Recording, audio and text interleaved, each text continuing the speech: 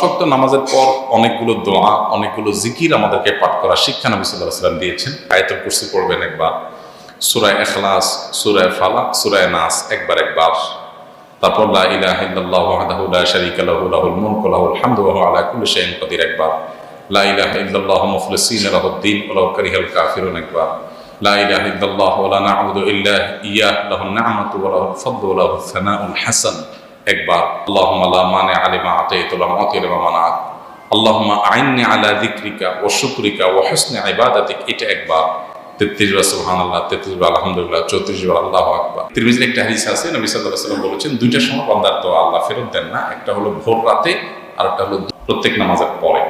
এখানে দুপুর বলতে অনেকে বলেছেন নামাজের শেষ অংশে, শেষ বৈঠকে, আবার অনেকে বলেছেন নামাজের পরে। এই জন্য বিশেষ কোনো চাওয়া আল্লাহর কাছে থাকলে